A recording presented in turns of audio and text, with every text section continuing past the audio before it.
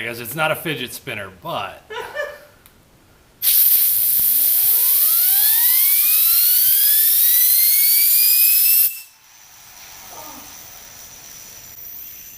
Whoa, there is a lot of resistance when you try to... That is a crazy amount. It felt like it was going to just like catch my hand and take off a finger. So it did catch me a little bit there. Just the smallest amount. Alright guys, we're going to put some oil in this. It's the next day, so the pan is dry. I did not want to put any oil in there while the RTV was still wet. For this, I am using inexpensive oil because we are in the break-in period, so I actually want it to wear. In addition to using the inexpensive oil, I also have this Lucas, it's a zinc additive. It's basically going to turn this regular oil into break-in oil, like specific break-in oil. We've got our new perlator filter that is pre-filled with this oil. We've got another 4 quarts in there on top of that, plus this. That should be pretty close to the oil level. It may be maybe a quarter of a quart off. So we're going to go ahead and start it up and check the level.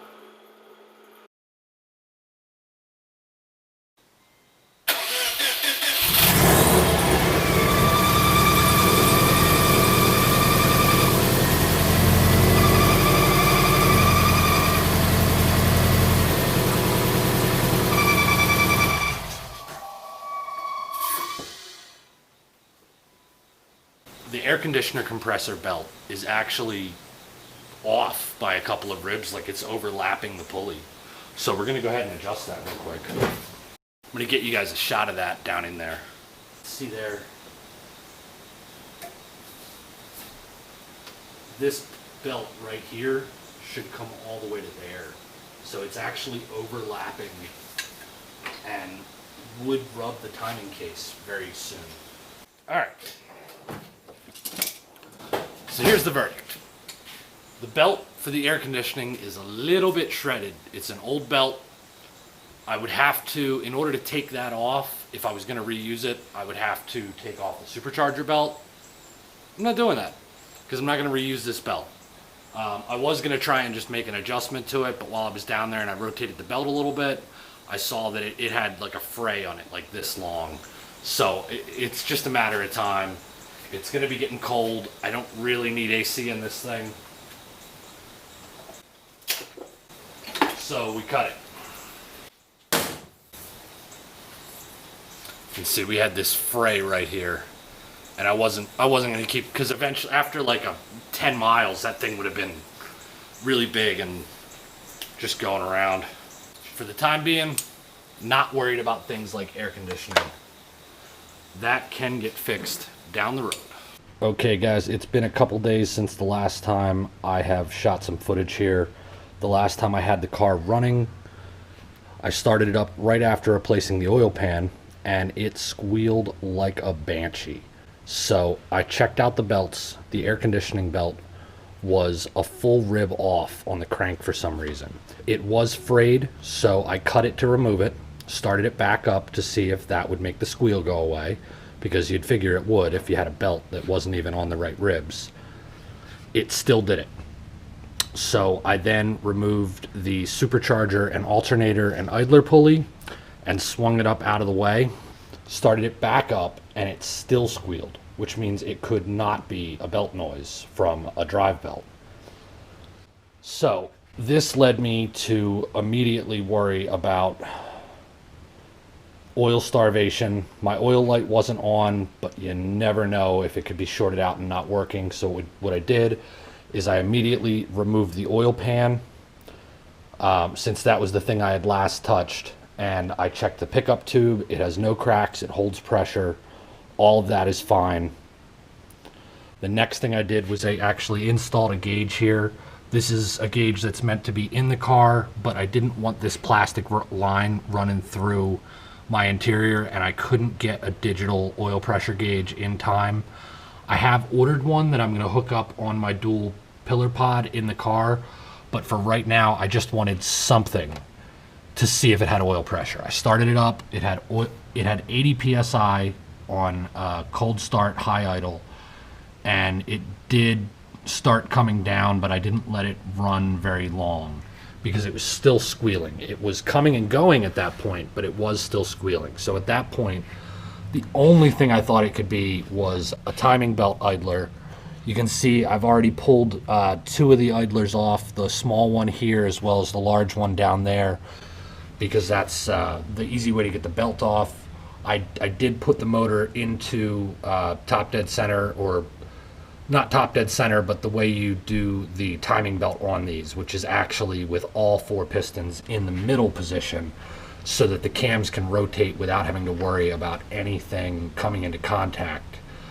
These are an interference engine, but when all of the pistons are in the middle position, nothing, you can turn the valves without fear of contacting anything at that point. Only in that spot though. If you have this at top dead center for the 0 mark for timing, that will have something at an interference spot. So that's just so you know, if you just put it to 0 on here and then you remove your crank pulley and start taking your stuff apart, that's not good enough. When you take the covers off of this, you need to put the bolt back in and line up the cam gears and the mark on the sprocket here that is in line right here, because the one on the crank pulley to the cover, that is not anywhere near where it needs to be to do a timing belt. After removing the timing belt on this, I spun all of the gears by hand, and what I've found is that all of these smooth idlers here, they spin completely silently and they don't have any jiggle. Same with the water pump. The small one was here, the other large smooth one that was down there. Now when I get to this cogged one,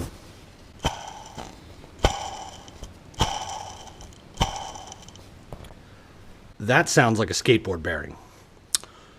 So it's not the sound that I heard when I had it running, but what you got to take into account is that I'm spinning that much slower. And check out this. There's quite a bit of play on that. So as the belt was pulling this at an angle, it was spinning differently, and I believe that that's what's causing my screeching noises. Also, guys, you can see there's a lot of what looks like chewed up belt, and it's only around that cog pulley. So this was my squealing noise. We've got this oil leak to fix in here as well. There's almost an inch of oil in there. I first noticed when I pulled off the tube going to this that it dripped pretty good, and when I pulled off the hose that goes from here to the intercooler, there was a massive amount of oil in there. The lowest spot on the intercooler, which sits right about here and then comes up, that had a crazy amount of oil in it as well. And this is only from the 20-minute break-in. So what I did, I checked the catch can. That was bone dry. It hadn't run very long with that catch can, but you know, it's dry as a bone. Everything on the PCV side, however, and after the PCV, which is now routed to go here, all of that is soaked. All right, guys, so we got our new timing belt kit here. This is the diagram of how the belt goes on one of these. I've got the belt off. I've got the gears pretty much in time. This one might need tweaking by a half a tooth right here. This one's good. The crank should be good, but I still have to take this cover off the top. This one's good. This one's way out, but we're gonna work on that. I may need to use a breaker bar to hold that after and turn it, get it into place, and then let the crankshaft actually hold it from spinning after it gets routed around here, because it just wants to keep going. So once it has a belt on the cog, that'll keep it from taking off. Problem is this right here needs to go right there. This is where it wants to rest. You can get it to about here, and then it just takes off on its own, and you only need to go this much further. And if it would just stay right here, you'd be fine. But once you get to here, the ratchet just takes off and it just goes thump.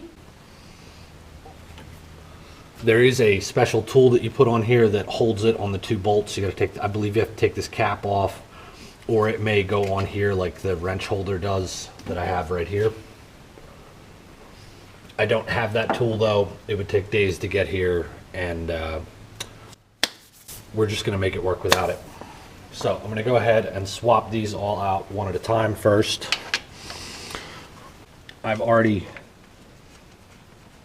broken these loose so that all I had to do was swap them one at a time. Real easy. There's 2 that are exactly like this one, so I'm going to go grab one of the new ones from the table here.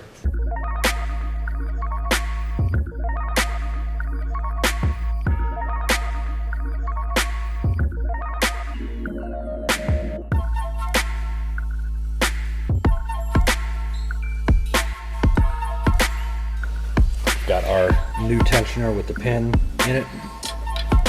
These come with the new bolt, washers, everything.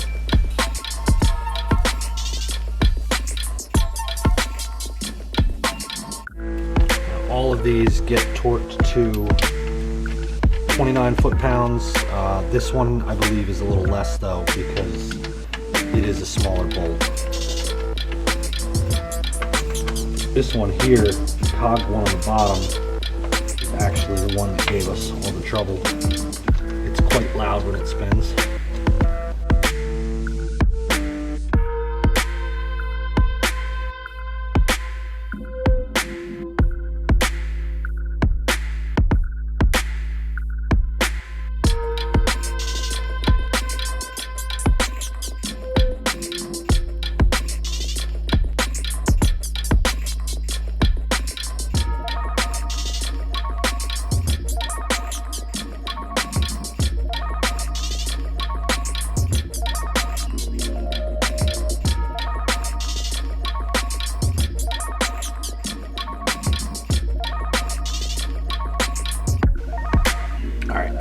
Mark is right here and the crank is right there, so we're about half a tooth off there.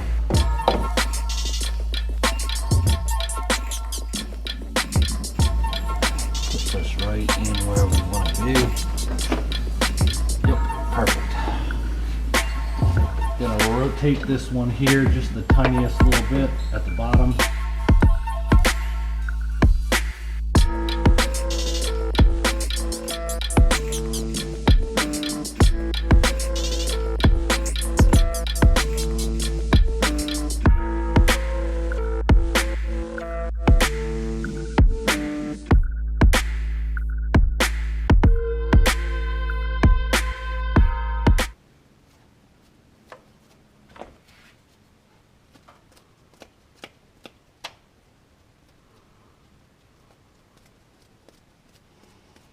All right, they all spin quietly now,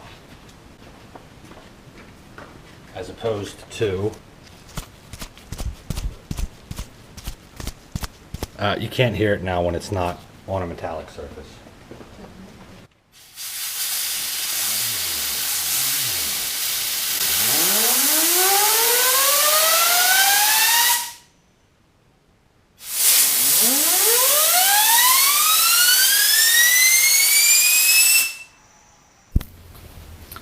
Alright guys, now if you haven't done a Subaru timing belt before, normally on a Subaru or a Gates, this will be, this line will actually be dotted to let you know it's for the crank.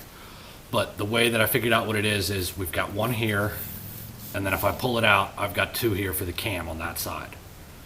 And then when I pull it out the other way, I've got 2 here for the cam on this side. So we know that this is the motor, and then this is the 2 cams that other side will go to, 2 other cams here. So when you go to put these on, you want to line it up with, don't just put the belt on willy-nilly. You got to line this mark up with the actual gear and the mark on the engine. And then you're going to do the same thing with, this is going to line up with your mark on the camshaft, your mark on the other camshaft. This makes it kind of idiot proof because those are the only 5 things that actually have to be in time. Everything else just spins and does its job. They're mostly idlers. You've got your water pump and the oil pump running off of the crank, but they don't need to be in any certain clocking in order to be in time with everything. So we're gonna go ahead and get this in there. I've got a helper to hold the bottom cam gear for the exhaust there because that one really just wants to kind of get away from you.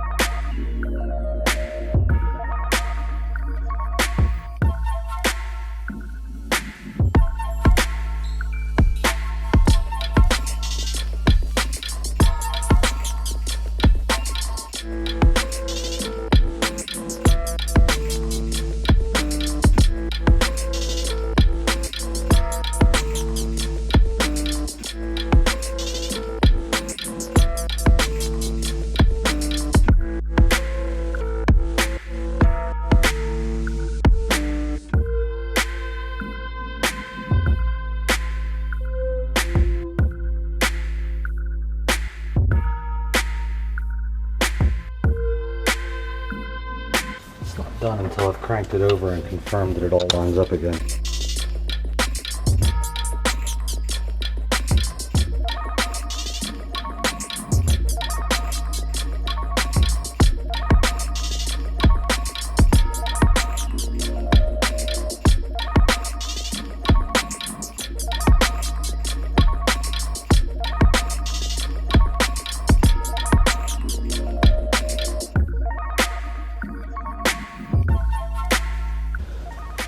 The last thing to do on the timing belt here is this piece.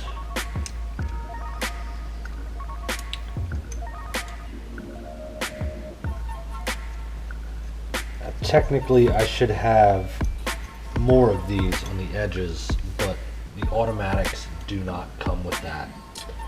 And since my car started out as an automatic, I don't have them.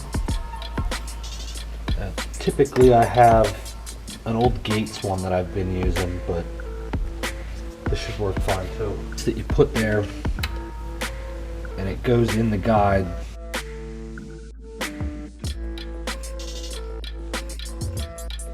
Now when you pull that out, you've got a nice gap in there.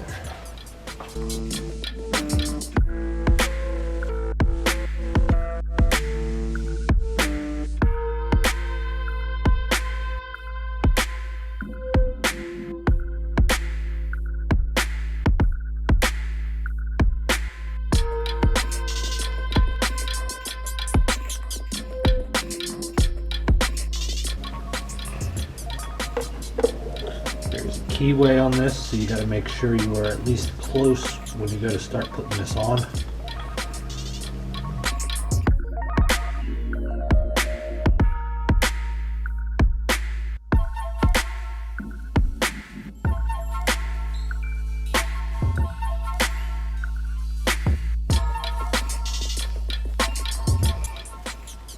Alright, now check this out. Right now this is loose. I could get my finger in here between the crank. As soon as I tighten this down some, that gets tight, there's no space between there anymore. As soon as I get back down to here, bam, she's nice and tight.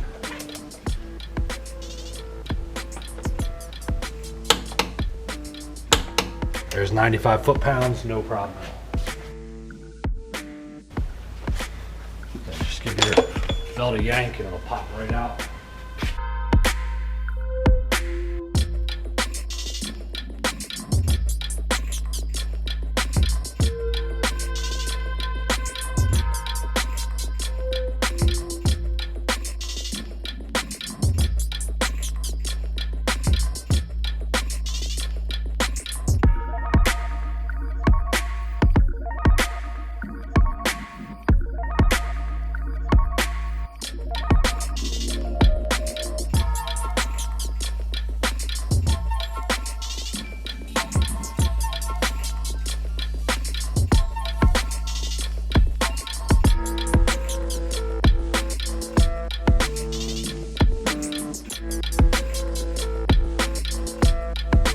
got this sitting here so that that can drain. Everything that was going to be sitting in it would have been sitting here or in that hose. This was facing up, so everything would roll away from it.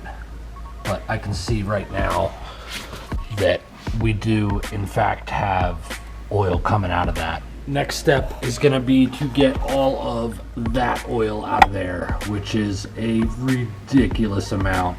Before I figure out what's going on with the intake here, what I'm going to do is I'm going to get the rest of this back together so I can see how much room I'm working with.